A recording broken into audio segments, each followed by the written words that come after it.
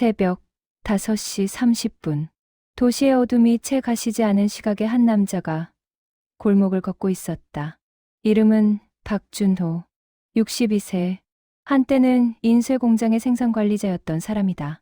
검은색 바바리 코트는 옷감이 발에 회색처럼 보였고, 발에 신은 운동화의 밑창은 한쪽이 살짝 벗겨져 있었다.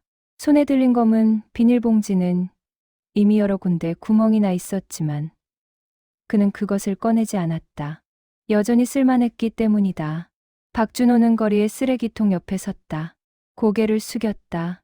손을 천천히 뻗었다. 그 손이 더는 인쇄 기계의 버튼을 누르지 않은 지 3년 9개월 13일이 되었다. 정확히 기억하고 있었다. 구조조정이라는 이름 아래 명예퇴직을 강요받던 날. 당시 62세였으니 연금을 받기엔 너무 이르고 재고용될 가능성은 더욱 희박했다. 퇴직금은 치료비로 사라졌다. 아내의 치료비였다. 새벽빛이 점점 강해지는 골목에서 박준호는 알루미늄 캔을 꺼냈다. 손가락이 길어진 검은 때로 얼룩진 손으로 캔을 집었다. 가볍게 헹구고 비닐봉지에 넣었다. 그 동작은 수천 번 반복된 것이라서 거의 무의식에 가까웠다. 다음은 종이류, 그 다음은 플라스틱. 모든 것이 이미 정해진 순서였다. 마치 인쇄 공장에서 일하던 시절처럼. 이웃들이 그를 보면 고개를 돌렸다. 아이들이 물으면 엄마들이 쉭하며 아이의 손을 잡아 끌었다. 그런데 박준호는 이제 그것에 익숙했다. 익숙함은 어쩌면 가장 위험한 감정인지도 몰랐다. 왜냐하면 익숙해지는 순간 사람은 절망하기를 멈추기 때문이었다. 절망하기를 멈춘다는 것은 결국 기대하기를 멈춘다는 의미였다. 박준호는 더 이상 무엇도 기대하지 않았다. 단지 살아가는 것. 그것만이 그의 모든 목표였다. 그의 방은 고시원이었다. 3평도 채 되지 않는 공간. 창문은 복도 쪽을 향하고 있어서 낮에도 어두웠다. 침대, 책상, 세탁기 없는 작은 세면대가 전부였다. 하지만 그는 거기서 살고 있었다. 월세 25만 원. 오후 1시부터 5시까지 편의점에서 일해서 번 돈으로 월세를 냈다. 시급 9,860원. 한 달에 4시간씩 일해서 월세를 내는 것이다. 나머지 시간은 재활용품을 모았다. 아침 6시. 박준호가 다시 골목을 돌아다니고 있을 때 정면 아파트 상가 앞에서 아이의 울음소리가 들렸다. 어린 여자 아이였다. 아마 4살 정도. 엄마를 잃어버렸나 보다. 박준호는 자신도 모르게 발걸음을 멈췄다. 아이가 계속 울고 있었다. 누군가는 나타나지 않았다. 아파트에서 나오는 사람들도 그냥 지나쳤다. 마치 아이가 보이지 않는 것처럼, 마치 울음소리도 들리지 않는 것처럼. 박준호는 천천히 아이에게 다가갔다. 아이가 더 크게 울기 시작했다. 이상한 할아버지가 다가오니까 박준호는 한 발 물러섰다. 그의 얼굴은 거울을 본 지 오래여서 자신이 어떻게 보이는지 정확히 알 수 없었지만 아이의 반응은 명확했다. 무섭다는 반응이었다. 그는 비닐봉지를 내려놨다. 아이도 계속 울었다. 그렇게 5분이 지났다. 10분이 지났다. 결국 엄마가 나타났다. 아이를 아는 엄마는 박준호를 쳐다봤다. 눈에 경계심이 가득했다. 아이가 울어서 도움이 필요한가 싶어서요. 박준호의 목소리는 낮고 조심스러웠다. 엄마는 답하지 않고 아이를 더 안쪽으로 안고 들어갔다. 박준호는 비닐봉지를 다시 들었다. 손이 떨렸다. 그런 적이 많았다. 누군가를 도우려다 오히려 의심받는 일이. 이 도시에서 그의 모습은 신뢰의 대상이 아니었다. 그의 모습은 경고였다. 주의하라는 신호였다. 박준호는 공원을 향해 발걸음을 돌렸다. 공원은 별도로 누군가를 도와야 하는 곳이 아니었다. 그곳은 단순히 지나가는 길이었다. 하지만 오늘 아침은 달랐다. 쓰레기가 많았다. 누군가 밤새 파티를 한 흔적이 남아 있었다. 맥주캔이 6개, 종이컵이 20개는 넘었다. 담배꽁초도 많았다. 이 모든 것이 쓰레기통에 들어가지 못하고 흩어져 있었다. 박준호는 재활용품 수집을 멈추고 쓰레기를 줍기 시작했다. 누군가는 그것을 봤을까? 누군가는 그의 행동의 의미를 이해했을까? 아마 아무도 상관하지 않았을 것이다. 그저 한 남자가 공원에서 쓰레기를 줍고 있다는 것. 그것이 전부였을 것이다. 하지만 박준호의 손은 계속 움직였다. 1시간, 2시간, 이제 공원은 깨끗했다. 오전 7시 30분. 그는 일터로 향했다. 편의점은 여전히 어두웠다. 박준호가 들어가자마자 점장 김태식이 황금함 옆에서 박준호를 보고 인사했다. 그건 그것뿐이었다. 인사 이후로는 무관심이었다. 박준호는 바닥을 쓸고 선반을 닦았다. 고객이 들어왔다. 나갔다. 들어왔다. 나갔다. 세상은 자전축 위에서 계속 돌고 있었고 박준호는 그 어딘가에 붙어 있으면서 끌려가고 있을 뿐이었다. 오후 1시부터 5시까지 박준호의 편의점 일은 결코 힘들지 않았다. 아니, 더 정확히는 이미 무감각해져 버려서 힘든지 아닌지 알 수 없었다. 마치 자동 판매기처럼 움직였다. 손님이 물으면 대답하고 계산대에 선물 포장이 필요하면 포장했다. 모든 것이 기계적이었다. 그의 눈빛에는 아무것도 남아있지 않았다. 마치 이미 죽어있는 사람이 시체처럼 행동하는 것처럼, 아니면 아직 죽지 못한 사람이 살인적인 자제력으로 자신의 감정을 억누르고 있는 것처럼. 오후 2시 30분쯤 된 때였다. 한 여자가 들어섰다. 이름은 이정은, 43세. 이 근처에서 작은 서점을 운영하고 있었다. 그 서점은 전자책 시대에 저항하는 유물 같은 존재였다. 하지만 이정은은 여전히 책을 사랑했고 책을 사랑하는 사람들을 위해 그 공간을 유지하고 있었다. 그녀는 편의점에 왔다. 커피를 사기 위해서였다. 아메리카노 한 잔. 따뜻하게요. 그녀의 목소리는 밝았다. 하지만 웃음이 없었다. 생활 속에서 체득된 친절이었다. 박준호는 손을 움직였다. 박준호의 손은 언제나 빠르고 정확했다. 그것은 인쇄 공장에서 30년을 일하면서 몸에 밴 것이었다. 기계처럼 정확한 손. 따뜻한 아메리카노 나왔습니다. 이정은은 박준호를 바라봤다. 정확히는 박준호의 얼굴을 바라봤다. 그러다가 눈을 마주쳤다. 그 순간이 이상했다. 마치 시간이 멈춘 것 같은 느낌. 그녀는 무언가를 본 것 같았다. 하지만 정확히 무엇인지는 알 수 없었다. 무엇일까? 슬픔일까? 절망일까? 아니면 그저 고장난 물건일까? 감사합니다. 이정은은 커피를 들고 나갔다. 하지만 며칠 뒤 그녀는 다시 돌아왔다. 아메리카노 한 잔. 따뜻하게요. 이번에도 박준호는 같은 대사를 반복했다. 기계는 항상 같은 답을 반복한다. 그렇게 일주일이 지났다. 이정은은 매일 같은 시간, 같은 주문을 반복했다.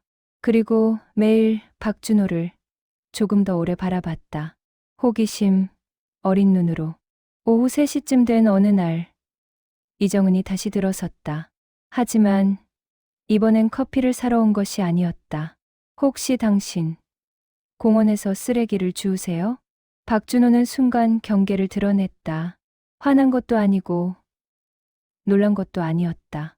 다만 경계심이 눈에 비쳤다.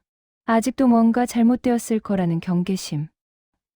네, 그런데요. 이정은은 웃음을 지었다. 진심, 어린 웃음이었다. 매일 아침 공원을 산책하는데 최근 몇 주일 동안 공원이 정말 깨끗해졌어요. 그리고 봤어요. 당신이 새벽에 쓰레기를 주우는 거. 박준호는 아무 말도 하지 않았다. 다만 그녀를 바라봤다. 왜 해요? 개인적인 일도 많을 텐데. 박준호는 한참을 침묵했다. 처음으로 누군가가 물어본 질문이었다. 단순히 쓰레기를 주우며 지나가는 사람이 아닌 누군가가 그에게 직접 물어본 질문이었다. 왜? 그냥 공원이 지저분하니까. 그의 대답은 막연했다. 완전한 답이 아니었다. 완전한 답을 할 수 없는 이유는 그 자신도 명확히 알 수 없었기 때문이다. 왜 자신은 재활용품을 수집하는 것처럼 쓰레기를 주우러 나가는가? 그것은 돈이 되지 않는 일이었다. 누군가는 고마워하지 않았다. 그저 누군가는 그를 더 이상하게 봤다. 하지만 이정은은 그 막연한 대답에 만족한 것 같았다. 잘해주고 계세요. 그 공원이 진짜 깨끗해지니까. 그리고 그녀는 나갔다. 하지만 그 짧은 인사가 박준호의 마음 한구석에 무언가를 남겼다. 오랜 시간 잃어버렸던 것. 누군가가 자신의 행동을 본다는 것. 누군가가 그것을 가치 있다고 인정한다는 것. 그것만으로도 뭔가가 변했다. 아주 조금이었지만 분명히 무언가가 변했다. 오후 5시. 박준호는 편의점 문을 나왔다. 이제 그의 하루는 절반이 지난 것이었다. 나머지 절반은 재활용품을 모으는 시간이었다. 골목을 돌아다니는 시간. 종이류, 플라스틱, 금속류, 모든 것을 분류하는 시간. 그리고 때로는 공원을 청소하는 시간. 그날도 공원은 지저분했다. 낮에는 사람들이 왔다 가면서 무심코 버린 쓰레기들. 밤에는 또 다른 사람들이 왔다 가면서 버린 쓰레기들. 박준호는 다시 주우러 나갔다. 이제 그것이 일과가 되어 있었다. 하루 3번 공원을 방문했다. 새벽, 오후, 저녁, 3번. 왜 그렇게까지 해? 한 번은 노숙자 김철수가 박준호에게 물었다. 김철수도 이 골목의 주민이었다. 다만 골목의 외진 곳에 임시 천막을 친 사람이었다. 그냥 아무도 안 하니까. 박준호의 대답은 이번에도 명확하지 않았다. 하지만 그것이 가장 솔직한 대답이었다. 누군가는 그것을 해야 했다. 그리고 그것을 할 수 있는 사람은 자신뿐인 것 같았다. 다른 사람들은 바쁜 일상이 있었다. 직업이 있었다. 가족이 있었다. 목표가 있었다. 하지만 박준호에게는 그것들이 없었다. 남은 것은 시간뿐이었다. 그 시간을 쓸 수 있는 방법이 공원을 청소하는 것이었다. 세상에는 많은 사람들이 있다. 하지만 모두가 자신의 일에만 바쁜 사람들이다. 누군가는 회사에서 일하고, 누군가는 집에서 일하고, 누군가는 아이를 키우고 있다. 하지만 공원은 아무도 청소하지 않는다. 아무도 그것을 자신의 책임이라고 생각하지 않는다. 공원은 누군가의 책임인가? 아니면 모두의 책임인가? 아니면 정부의 책임인가? 그것은 철학적인 질문이었다. 하지만 박준호는 철학자가 아니었다. 단지 공원을 청소하는 사람이었다. 시간이 흘렀다. 일주일, 2주, 한 달, 더 이상 새로운 일이 아니었다. 박준호는 매일 같은 루틴을 반복했다. 아침 5시 30분에 일어나서 새벽 골목을 청소하고 오전 9시부터 편의점에서 일을 시작했다. 아이를 본 날도 기억났다. 그런데 이번엔 달랐다. 아이가 나타나지 않았다. 이사를 간 것 같았다. 도시는 항상 그렇다. 사람들이 왔다 가고 또 다른 사람들이 온다. 아무것도 영구적이지 않다. 하지만 이정은의 방문은 계속됐다. 매일 오후 2시 30분경. 그녀는 편의점에 들어섰다. 처음엔 커피를 사러 온다고 했지만 점점 대화가 길어지기 시작했다. 그녀는 박준호에게 물었다. 그의 과거에 대해서. 혹시 처음부터 쓰레기를 주우셨어요? 박준호는 한참을 생각했다. 아니요. 다른 일을 했었어요. 어떤 일이요? 인쇄 공장에서 일했어요. 이정은의 눈이 반짝였다. 마치 주제를 찾은 것처럼. 아니, 정확히는 박준호라는 사람을 찾은 것 같은 표정이었다. 오, 그럼 여기 공원에 있는 책 표지. 혹시 당신이 만드는 거예요? 박준호는 고개를 저었다. 아니요. 저는 관리 일을 했어요. 사람들을 관리하고 생산을 관리하고 그 말을 하는 순간 박준호의 목소리에 뭔가가 들어왔다. 과거의 자부심. 그것을 놓친 이정은은 아니었다. 그녀는 그것을 정확히 포착했다. 사람은 자신이 잃어버린 것을 이야기할 때 다른 톤으로 말한다. 며칠 뒤 이정은은 다시 나타났다. 이번엔 손에 책을 들고 있었다. 혹시 요즘 읽을 만한 거 있으세요? 박준호는 다시 물었다. 소설요? 자기계발서요?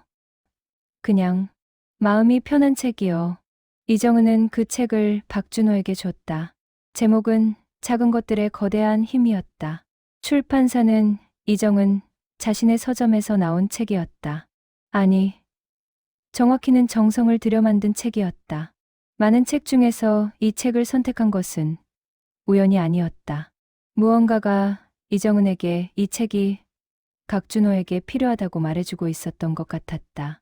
박준호는 책을 받았다. 하지만 읽지는 않았다. 단지 그의 고시원 책상 위에 놓아두었다. 책의 표지는 따뜻한 노란색이었다. 제목의 글씨는 크고 명확했다. 그리고 표지의 그림은 작은 돌멩이가 큰 호수에 파문을 만드는 모습이었다.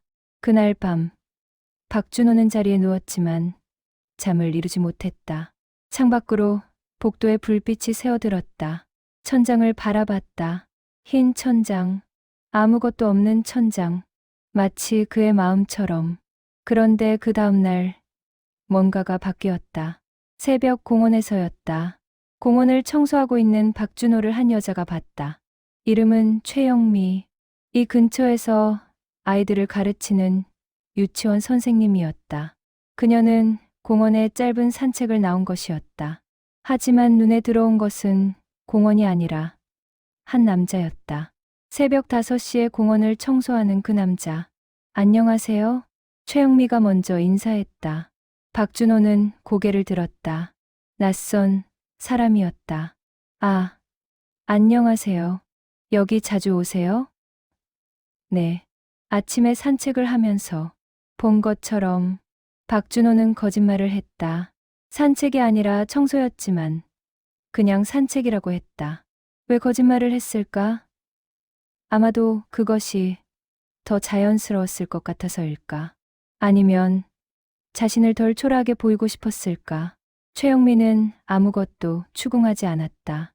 다만 박준호가 손에 집게를 들고 있는 것을 봤다. 혹시 쓰레기를 줍고 계세요? 이번엔 박준호는 거짓말을 하지 않았다. 네, 공원이 지저분해서요. 최영미는 웃음을 지었다. 진심의 웃음. 정말 감사합니다. 제가 여기서 아이들과 자주 와서 그런데 요즘 공원이 정말 깨끗해져서 신기했어요. 박준호는 아무 말도 하지 않았다. 하지만 무언가가 녹아내리는 것 같은 느낌이 들었다. 얼음이 조금씩 녹아내리는 그런 느낌. 최영미는 그 후 자주 공원에 나타났다. 그리고 박준호를 봤다. 항상 거기서 공원을 청소하고 있는 그를. 당신 이름 뭐예요? 박준호예요.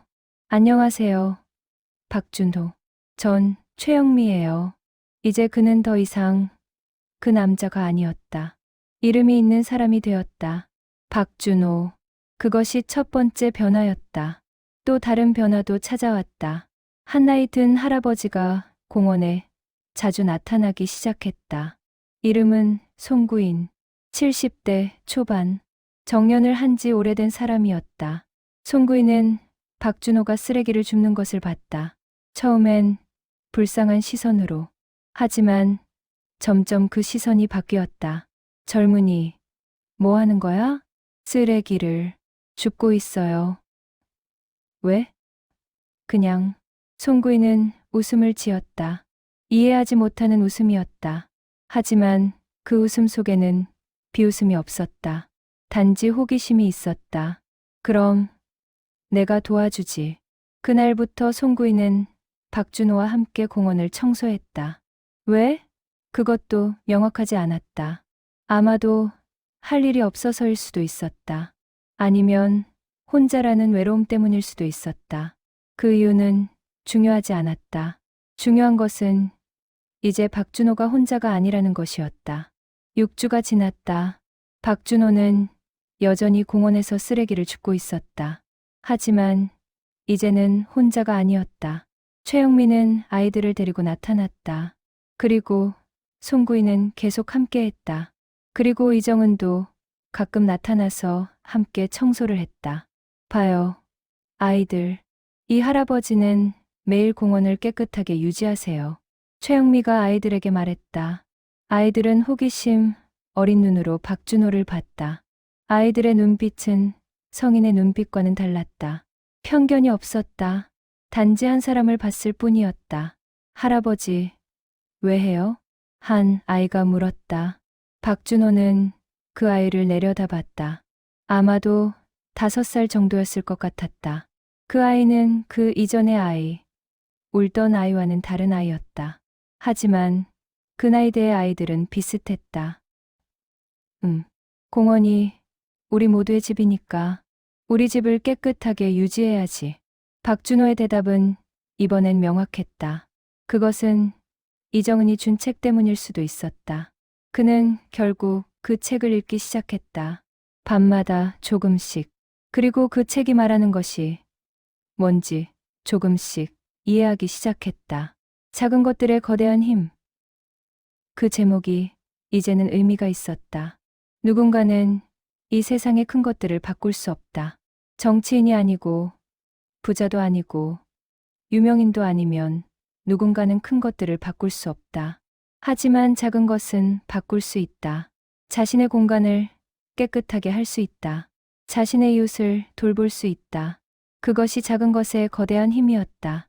그날 아이들은 박준호가 쓰레기를 줍는 것을 도왔다. 작은 손으로 종이를 줍고 플라스틱을 모았다. 아이들의 얼굴에는 웃음이 있었다. 이것이 게임이라고 생각한 것 같았다. 그리고 어떻게 보면 그것이 맞을 수도 있었다. 세상을 깨끗하게 하는 것은 게임이 아니라 책임이지만 아이들에겐 그것은 게임이었다. 이 장면을 본 사람들이 점점 많아졌다. 이 근처를 지나가는 사람들, 아침에 조깅을 하는 사람들, 아이들을 데리고 산책하는 엄마들, 모두가 박준호를 봤다. 하지만 이번엔 다른 눈으로 봤다. 저런 사람도 있구나. 저런 일도 있구나. 저런 사람이 필요하구나. 한 주일이 더 지났다. 어느 날 아침, 박준호가 공원에 나왔을 때 놀라운 일이 있었다. 누군가 이미 쓰레기를 치우고 있었다. 한 여자였다. 박준호는 이 여자를 봤다. 처음 보는 얼굴이었다. 안녕하세요. 전 여기 위층에 사는 박미수예요. 아, 안녕하세요. 저도 도와도 되나요? 박준호는 고개를 끄덕였다. 새로운 사람이었다. 하지만 이미 익숙한 행동이었다. 함께 공원을 청소했다. 말은 많지 않았지만 그것이 필요하지 않았다. 함께 한다는 것 자체가 이미 메시지였다. 이 일은 계속됐다. 박준호가 시작한 작은 행동이 동네 사람들을 감동시켰고 그들도 참여하기 시작했다. 그것이 흐름이 되었다. 어느 시점에서부터 이것은 박준호만의 행동이 아니라 동네의 행동이 되어 있었다. 한 달이 더 지났다. 이제 공원은 정말로 깨끗했다. 아침에 깨끗하고 오후에 깨끗하고 저녁에도 깨끗했다. 누군가 쓰레기를 버리면 누군가 그것을 주웠다. 더 이상 아무도 무시하지 않았다. 더 이상 아무도 모른 척하지 않았다. 그런 어느 날 박준호는 편의점에서 일을 하고 있었다. 오후 3시 30분 정도 되었을 때 한 아이가 들어왔다. 어미가 함께였다. 아, 그 아이였다. 처음 울던 아이. 그리고 그 어미, 아버지. 어미가 먼저 인사했다. 호칭이 달라졌다. 처음엔 낯선 남자였다. 하지만 이제는 아버지였다. 안녕하세요. 박준호는 일어섰다. 이번엔 경계심이 없었다. 이미 이 동네에서 자신이 누구인지 알고 있었다. 더 이상 경계할 이유가 없었다. 저희가 이사를 갔었는데 요즘 같은 아파트에 다시 들어왔어요. 아이가 공원에서 봤대요. 할아버지가 공원을 깨끗이 한다고. 박준호는 웃음을 지었다.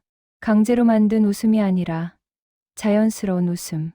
오, 그런가요? 정말 감사해요. 그리고 미안해요. 처음에는 어미는 말을 잇지 못했다. 미안함이 너무 깊었다. 박준호는 그 미안함을 받았다. 하지만 그것이 중요하지 않다는 것을 알았다. 그는 고개를 저었다. 괜찮습니다. 모두가 바쁘니까요. 그것은 사실이었다. 세상의 모든 사람이 바쁜 것은 아니지만 대부분이 바쁜 것은 분명했다. 자신의 삶으로 바쁘고, 자신의 가족으로 바쁘고, 자신의 미래로 바쁜 사람들. 그들이 모든 것을 할 수는 없다. 그렇기 때문에 누군가는 다른 것을 해야 한다. 그리고 그날 이후 박준호는 더 이상 혼자가 아니라는 것을 명확히 깨달았다. 8주가 지났을 때 뜻밖의 손님이 편의점에 들어섰다. 박준호는 그 손님을 봤을 때 시간이 멈추는 것 같은 느낌을 받았다. 그것은 과거였다. 과거가 현재로 돌아온 것이었다. 준호. 그 남자의 목소리는 놀라움으로 가득 차 있었다. 이름은 이기욱.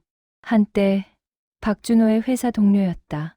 지금은 인쇄업계의 꽤 성공한 사업가였다. 그는 박준호를 봤을 때 믿을 수 없다는 표정을 지었다. 기욱 씨, 안녕하세요. 박준호는 경직된 목소리로 인사했다. 왜일까? 이미 공원에서는 모두가 그를 받아주었다. 최영미도, 송구인도, 이정은도. 하지만 이 사람 앞에서는 처음 같은 수치심이 떠올랐다. 너, 여기서 일해? 이기욱은 믿을 수 없다는 표정으로 편의점 전체를 둘러봤다. 마치 이 작은 공간이 3년 전에 박준호와는 맞지 않다고 생각하는 것처럼. 네, 이곳에서 일하고 있습니다. 넌 인쇄 공장에서 관리자였잖아. 왜? 이기욱은 더 이상 말을 이어가지 못했다. 하지만 그 질문 안에는 많은 것이 들어 있었다. 왜? 어떻게? 뭐 하는 거야? 박준호는 한숨을 쉬었다. 이제 이것을 설명해야 하는 시간이 왔을 나보다. 지금까지는 동네 사람들이 자신의 과거를 궁금해하지 않았다. 그들은 현재의 박준호를 봤을 뿐이었다. 하지만 이 사람은 달랐다. 이 사람은 과거의 박준호를 알고 있었다. 아내가 아팠어요. 약 3년 전에. 치료비가 많이 들었고 그 와중에 회사에서는 구조조정을 했어요. 사직금과 아내의 치료비 모두 없어졌어요. 이기욱은 조용히 박준호의 말을 들었다. 아, 그래서 구조조정 후에 회사를 나가버렸구나. 모두 궁금해했어. 넌 어디 간 건지. 네, 그 이후로는 여러 일을 해봤어요. 박준호는 거기까지만 말했다. 그 여러 일에는 노숙에 가까운 상황도 포함되어 있었다. 하지만 그것을 이 사람에게 말할 필요는 없었다. 이기욱은 한참을 생각했다. 그러다가 갑자기 질문을 했다. 혹시 공원에서 쓰레기를 주우는 사람이 너야? 박준호는 놀랐다. 어떻게 아세요? 아내가 봤대. 그리고 우리 아이도 그 공원에 자주 간단 말이야. 유치원에서 가는 공원이거든. 그리고 아내가 봤다고 했어. 한 남자가 매일 아침 공원을 청소한대. 이불항에 그런 사람도 있다니 신기하다고. 박준호는 아무 말도 하지 않았다. 그게 너였어? 네. 이기욱은 웃음을 지었다. 그것은 아까의 놀라움이 아니라 다른 종류의 감정이었다. 근데 왜 해? 이것이 이제 가장 흔해진 질문이었다. 왜 쓰레기를 주우세요? 왜 공원을 청소하세요? 그냥 누군가는 해야 하니까요. 이기욱은 또 다시 조용해졌다. 오래된 침묵이었다. 하지만 이 침묵은 평화로웠다. 처음에 경계심에서 오는 침묵이 아니라 생각에서 오는 침묵. 좋은 일 하고 있네. 이기욱이 마침내 말했다. 감사합니다. 물론이야. 근데 너한테 제안이 있어. 박준호는 이기욱을 바라봤다. 우리 회사가 다시 사람을 뽑고 있어. 관리자 직급으로. 넌 어때? 다시 돌아오지? 박준호의 심장이 크게 뛰었다. 이것은 기회였다. 정말로 오랜만에 들어온 기회였다. 하지만 동시에 뭔가 확실하지 않은 감정도 있었다. 생각해봐도 괜찮아. 급여도 나쁘지 않을 거야. 옛날 같진 않겠지만 박준호는 대답을 하지 못했다. 그의 입에서는 답이 나오지 않았다. 왜일까? 이것은 분명히 좋은 일이었다. 그런데 왜 그는 거기에 완전히 뛰어들 수 없었을까? 생각해봐. 그리고 이거. 이기욱은 명함을 건넸다. 전화번호가 적혀 있었다. 연락 줄게. 내 번호니까. 그리고 이기욱은 가서 커피를 샀다. 아메리카노. 따뜻하게. 마치 박준호의 기존 고객들처럼. 그날 밤 박준호는 명함을 손에 쥐고 있었다. 이기욱 현재 이사, 인쇄업체 대표, 전화번호. 이 명함이 그의 인생을 바꿀 수 있을까? 아니면 다시 예전으로 돌아가는 것이었을까? 박준호는 생각했다. 예전의 자신, 관리자 박준호. 회의실에서 일하고 부하 직원들에게 지시를 내리고 급여를 받고 그것이 정말로 자신이 원하던 삶이었나? 하지만 동시에 또 다른 생각도 들었다. 지금의 삶도 완벽하지는 않다는 생각이었다. 편의점 시급, 고시원 월세, 재활용품 수집. 이것도 그리 좋은 삶은 아니었다. 다만 여기서는 누군가가 자신을 필요로 했다는 것이 달랐다. 공원에서는, 동네에서는 자신이 필요했다. 새벽이 밝아왔다. 박준호는 명함을 책상 위에 놓고 일어났다. 공원으로 나갔다. 여느 날처럼 송구인이 이미 거기 있었다. 박준호, 왔네. 오늘 날씨 좋지? 네. 할아버지, 안녕하세요. 그들은 함께 공원을 청소했다. 말은 많지 않았다. 하지만 그 침묵이 모든 것을 말해주고 있었다. 우리는 여기 있다. 우리는 함께다. 우리는 필요하다. 3일이 지났다. 박준호는 이기욱의 명함을 여전히 가지고 있었다. 하지만 전화를 걸지 않았다. 왜? 정확한 이유를 알 수 없었다. 두려움이었을까? 아니면 확실하지 않은 마음이었을까? 그 사이 또 다른 변화가 있었다. 이정은이 다시 편의점에 들어섰다. 하지만 이번엔 커피를 사러 온 것이 아니었다. 박준호, 시간 있으세요? 네. 제 서점에 좀 와볼래요? 박준호는 따라갔다. 서점은 골목의 외진 곳에 있었다. 작은 공간이었다. 하지만 깔끔하고 정성이 들어 있었다. 책들이 가지런히 정렬되어 있었다. 각 책에는 이정은이 직접 쓴 추천문이 붙어 있었다. 여기가 제 서점이에요. 이정은은 자랑스럽게 말했다. 그리고 한 권의 책을 꺼냈다. 그것은 지역 출판사에서 나온 책이었다. 제목은 우리 동네의 영웅들이었다. 이거 당신 이야기예요. 박준호는 책을 받았다. 표지에는 공원 풍경이 그려져 있었다. 깨끗한 공원. 그리고 책의 뒤쪽에는 작은 글씨로 박준호의 이름이 있었다. 처음에 본 당신의 모습에서 뭔가 끌렸어요. 누군가 왜 그렇게 공원을 청소하는지 궁금했고, 그래서 여러 사람한테 물어봤어요. 그들 모두 한결같이 말했어요. 저 남자가 없으면 공원이 어떻게 될지 모르겠대고. 박준호는 이 책을 받은 후 말을 잃었다. 이 책은 당신의 이야기이면서 동시에 우리 동네 모두의 이야기예요. 한 사람의 작은 행동이 어떻게 공동체를 만드는지에 대한 이야기. 이정은 씨, 이 책 판매되고 있어요? 네. 처음 500권을 인쇄했는데 이미 300권이 팔렸어요. 박준호는 믿을 수 없다는 표정으로 책을 바라봤다. 이 책이 지역 언론에 소개됐어요. 그리고 라디오 인터뷰도 있었고 사람들이 궁금해했어요. 저 남자는 누구인가? 왜 하는 건가? 박준호의 손이 떨렸다. 이것은 예상하지 못한 일이었다. 자신이 책의 주인공이 되다니, 자신의 이야기가 누군가에게 영감을 준다니. 이제 당신은 혼자가 아닌 거예요. 이 책을 읽는 사람들이 모두 당신의 팬이 될 거야. 박준호는 그 말을 이해할 수 없었다. 자신이 팬을 가진다? 그런 것이 가능한가? 그날 밤, 박준호는 그 책을 읽었다. 처음부터 끝까지. 그리고 눈물을 흘렸다. 자신의 이야기를 읽으면서 눈물을 흘렸다.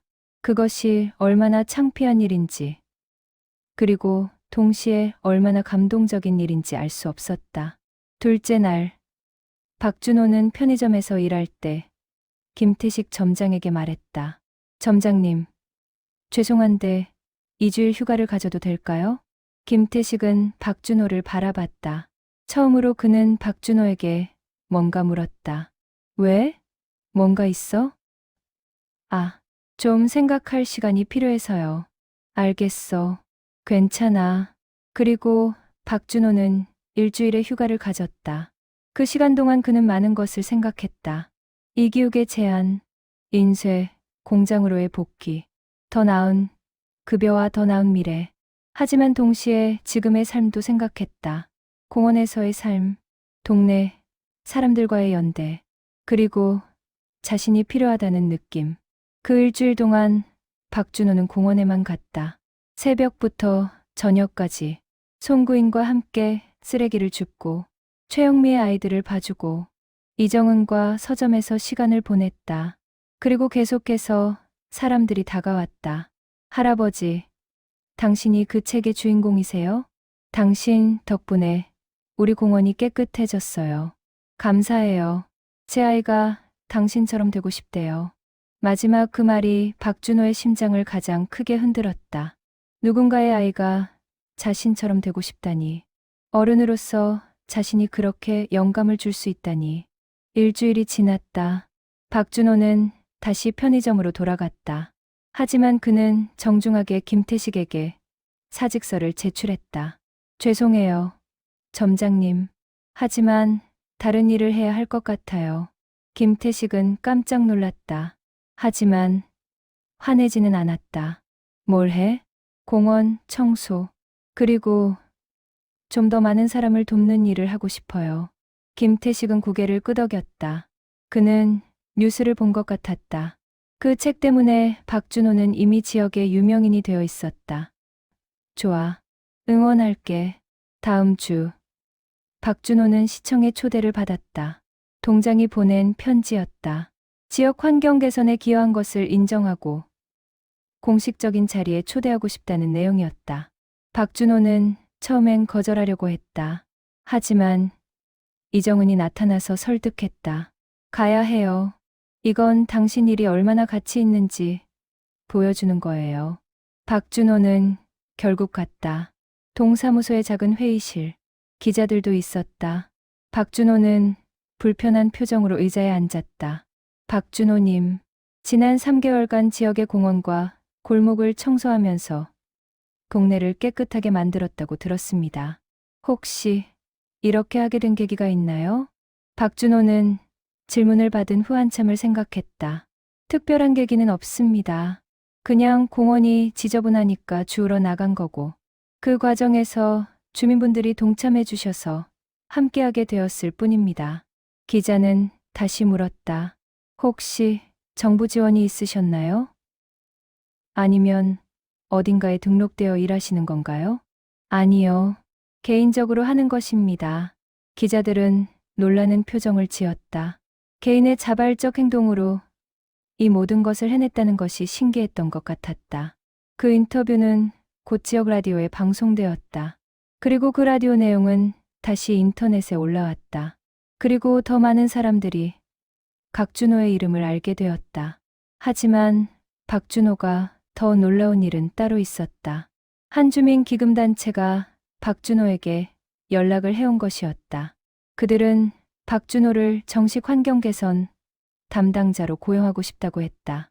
월급을 주면서 박준호가 이미 하고 있는 일을 더 크게 하도록 지원하겠다고. 월급이 300만 원입니다. 매달. 그리고 필요한 도구나 장비는 우리가 다 준비해 드리겠습니다. 박준호는 믿을 수 없었다. 자신이 하고 있던 일이 이제 직업이 되었다는 것이. 그때 박준호는 비로소 이기욱의 전화를 걸기로 결정했다. 기욱 씨? 안녕하세요. 아, 준호. 오랜만이네. 어때? 일하기로 결정했어? 죄송해요. 다른 일을 하기로 했어요. 그래, 뭐, 환경 개선 사업을 합니다. 공원과 골목을 깨끗하게 하는 일. 전화 너머에서 이기욱이 웃음을 지었다. 아, 그 유명한 박준호 맞구나. 난 미처 몰랐어.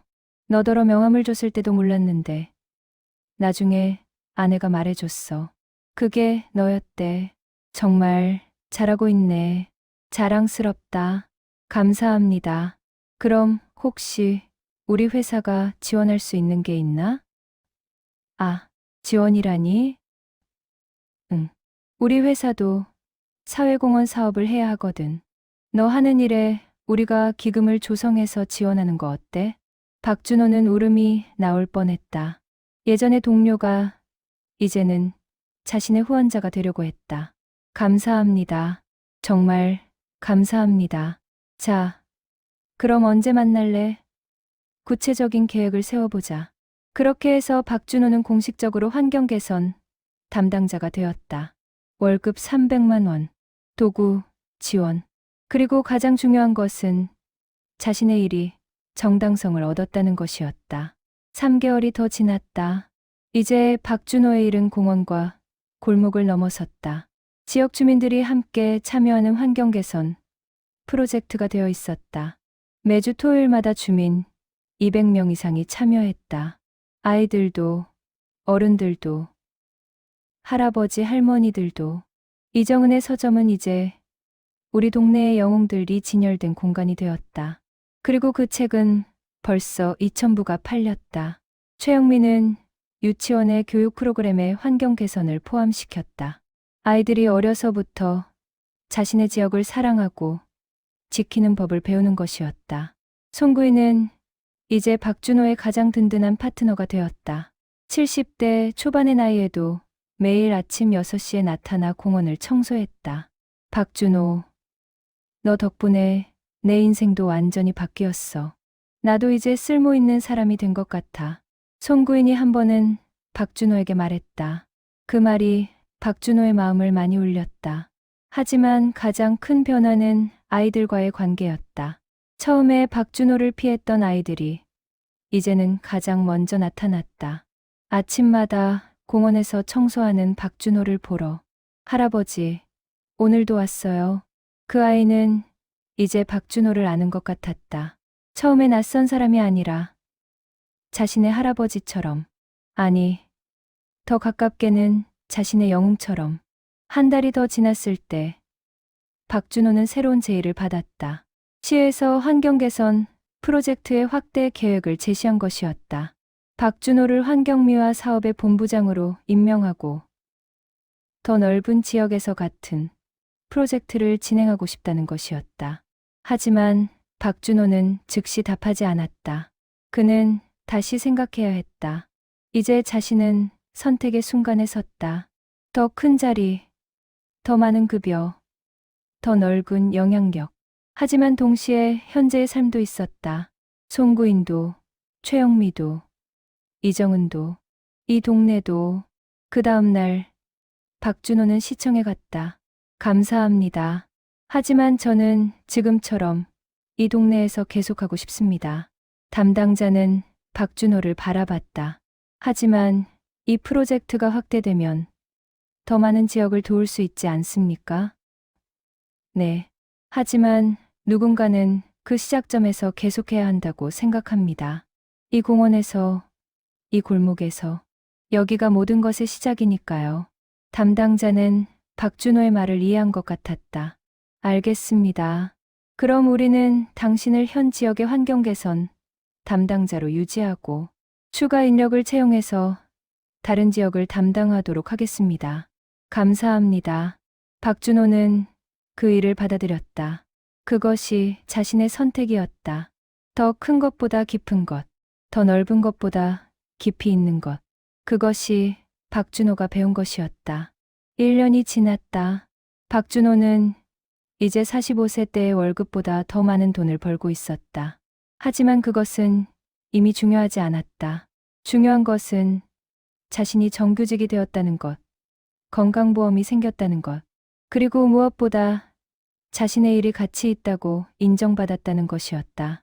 박준호는 고시원을 나와서 지금은 작은 원룸을 얻었다. 창문이 있는 방이었다. 낮에도 밝았다. 책장에는 이정은의 책이 가장 많이 들어 있었다. 그 책을 계속 읽고 또 읽었다. 어느 날 아침, 박준호는 공원에서 뜻밖의 사람을 만났다. 예전 회사의 사장이었다. 이름은 황창수. 70대 초반. 이미 회사를 물려준 지 오래된 사람이었다. 박준호가 맞나? 박준호는 그 남자를 처음엔 알아보지 못했다. 제가 아는 분인가요? 아, 나 황창수야. 예전에 너랑 같은 회사에 있던. 아, 사장님. 박준호는 깜짝 놀랐다. 뭐 하고 있어? 공원 청소를 하고 있습니다. 황창수는 공원을 둘러봤다. 깨끗한 공원. 그리고 여러 명의 주민들이 함께 청소하고 있는 모습. 좋은 일 하고 있네. 신문에서 봤어. 너 유명해졌더만. 감사합니다. 근데 정말 너처럼 하는 사람이 있을까? 예전엔 상상도 못했어. 회사에서 가장 똑똑하던 관리자가 이제는 공원을 청소하고 있다니. 박준호는 웃음을 지었다. 저도 예상하지 못했습니다. 근데 보기엔 너가 지금이 더 행복해 보여. 그 말이 박준호의 가슴에 깊이 들어왔다. 네, 맞습니다. 그 이후 황창수는 계속 자주 공원에 나타났다. 그리고 결국 박준호의 도움을 청했다. 박준호, 혹시 내가 너랑 함께 일해도 될까? 물론 급여는 안 받고 그냥 함께 하고 싶어. 사장님, 정말 괜찮으세요? 응. 나도 이제 회사는 물러났으니까 뭔가 쓸모 있는 일을 하고 싶어. 그렇게 해서 70대 초반의 회사 사장과 62세의 전직 관리자가 함께 공원을 청소하기 시작했다. 시간은 계속 흘렀다. 1년이 되었을 때 이정은이 새로운 책을 냈다. 제목은 우리 동네의 영웅들이었다. 그리고 이 책에는 손구인의 이야기도, 황창수의 이야기도, 최영미의 이야기도 들어 있었다. 하나의 사람의 행동이 어떻게 많은 사람들의 인생을 바꾸는지에 대한 이야기들. 박준호, 당신 정말 대단하신 분이에요. 이정은이 한 번은 말했다. 아니요. 저는 뭔가 특별한 것을 한 게 아닙니다. 그냥 공원을 청소했을 뿐이에요. 네, 그것이 바로 특별한 것입니다. 2년이 지났다. 박준호는 이제 64세였다. 본래대로라면 이미 정년퇴직을 한 나이였다. 하지만 그는 여전히 공원에 나왔다. 아침 6시마다 변함없이. 어느 날 아침 새로운 얼굴이 나타났다. 시립대학의 사회복지학 교수였다. 이름은 이현정. 그녀는 박준호에게 물었다. 박준호님, 혹시 저희 학생들 앞에서 강의를 해주실 수 있을까요? 당신의 경험과 철학에 대해서. 박준호는 처음엔 거절하려고 했다. 하지만 이정은이 나타나서 또 다시 설득했다. 가야 해요. 이건 당신이 배운 것을 다음 세대에 전해주는 거예요. 박준호는 결국 갔다. 강의실. 약 200명의 학생들 모두가 박준호를 바라봤다. 여러분, 안녕하세요. 저는 박준호라고 합니다.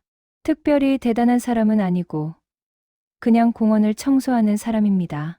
학생들은 웃음을 지었다. 제가 여기 온 이유는 제 실패에 대해 말해드리기 위해서입니다. 박준호의 말이 학생들의 주의를 끌었다. 저는 한때 성공했다고 생각했습니다. 직급도 높았고, 월급도 괜찮았고, 미래도 밝아 보였습니다. 하지만 인생은 예측 불가능한 것 같습니다.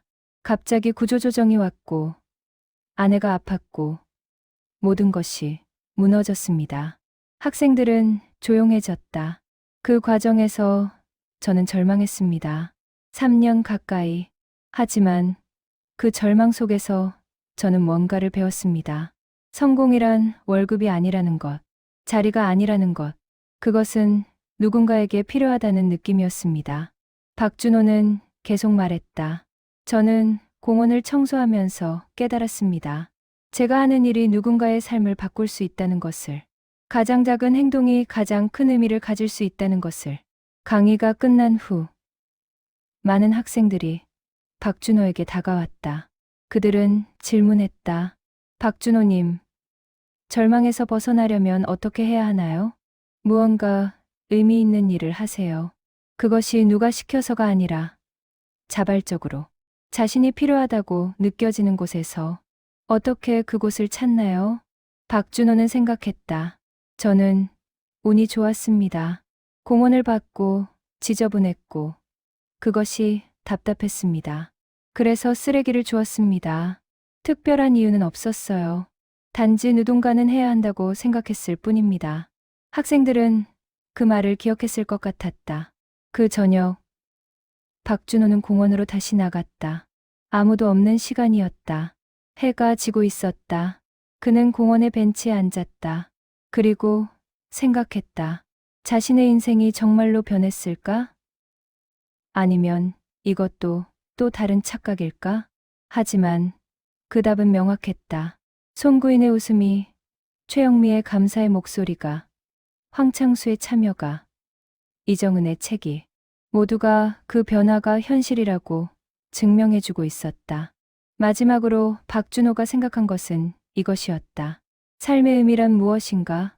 그것은 크고 화려한 것이 아니라 작고 지속적인 것일 수도 있다는 생각.